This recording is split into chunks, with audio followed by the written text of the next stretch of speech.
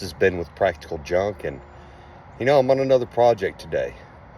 Something that I find very time consuming on this adventure I've been doing raising quail is sifting their dust baths, sifting the sand, sifting the ash. When I started I only had a couple of pins and it was fairly easy, but now using this just is not cutting it. So I'm thinking, man, how can I make this easier? I'm spending a couple of hours sometimes, on a Saturday morning sifting all this stuff out. So let's make a auto sifter. So I get to thinking, you see these machines that are vibrating and, they're smoothing out rocks and polishing stones. And you see these guys that are painting for gold. They've got these nice machines that just kind of vibrates, So I'm thinking, why don't I make my own auto sifter? So I got this idea. I love my buckets. Got a free bucket. I've got a lid here, which I've already cut around the edges. That way it's easier to just pop these snaps. You cut a bunch of these snaps off. Much easier to get them on and off. And then picked up a little strainer cheap. And this right here is the perfect size for the lid.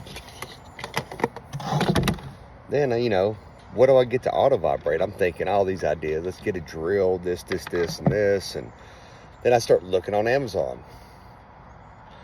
Found a concrete vibrator. Then I'm looking through that. I'm scrolling through as you click on it. It gives you 1,000 options. Then I search.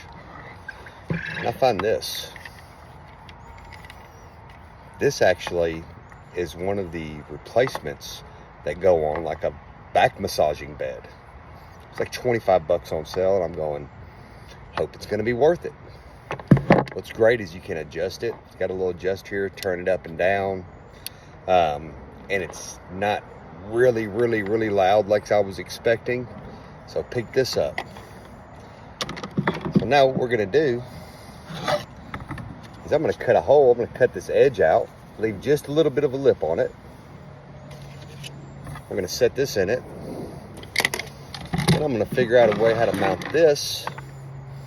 I've got a couple of different ideas. We're going to try them out.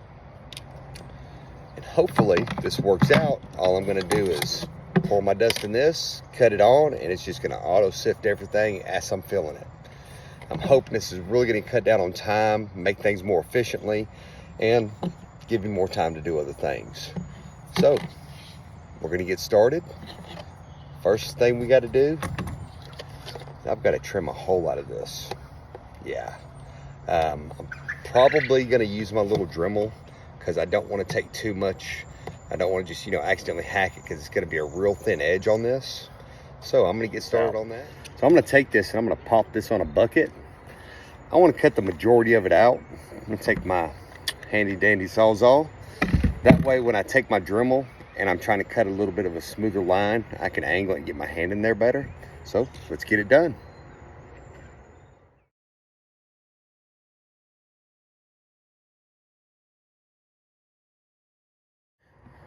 All right, so that Sawzall actually worked a lot better. I thought it was going to be too much vibration. I wouldn't be able to hold it steady, but I just about got that perfect. I've got a few spots in here I'm going to smooth out. I'm going to take this, smooth it out. I don't want any little plastic pieces that can fall off to my dust baths. I don't want my birds eating those.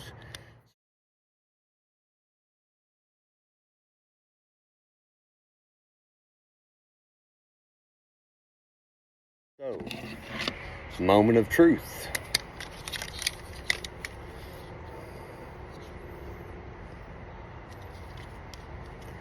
Fits just how I wanted it to. Now, as I was cutting the top of this out, what I was thinking about doing was getting a piece of plywood or a board and cutting it a little bit larger than this, put some notches to hold it on. And I was going to mount the vibrator to the top. Put sand, put the dust bath in this, have a plate to cover it. That way all the dust doesn't come out. Then I'm sitting there thinking, man, I wish I hadn't have butchered this, but it's still going to be usable. Because what I'm going to do, I'm going to put this in here. I'm going to trim this down so it sits right on the inside of this lip. There's a little bit of a lip here. I'm gonna trim that down and put it on it, and so it'll sit in it. I'm gonna mount that little machine right to this. Set it in it, it'll vibrate that around. At least that's what I'm hoping. So, let's clean this up and give it a try. So, I wish I had a little sanding wheel. Dremel worked good though, it was just very time consuming. I kept having to set it in, find little corners that were sticking out, smooth them out. But, after a little bit more work, this fits in here pretty good. Almost perfect, pretty good. So, we got everything smoothed out.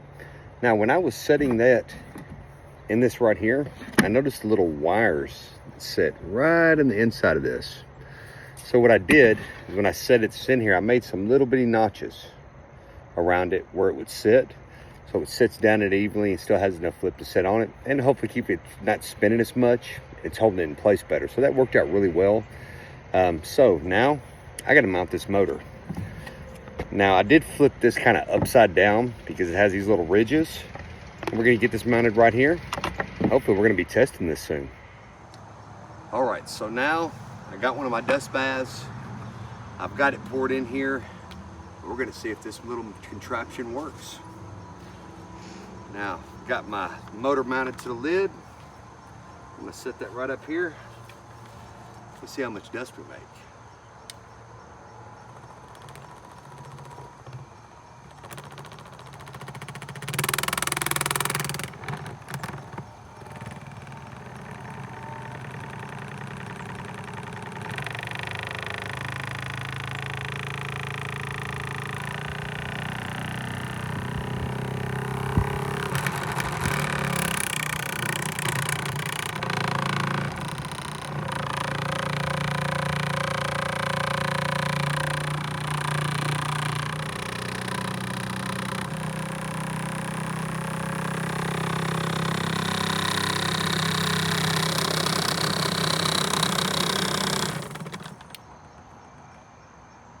It's empty. Let's check it out. There it goes. Check this out. Everything's sifted down. All we've got left is a little bit of poo. Nice clean dust bath. It actually didn't shake up as much dust as I thought. So let's try it again.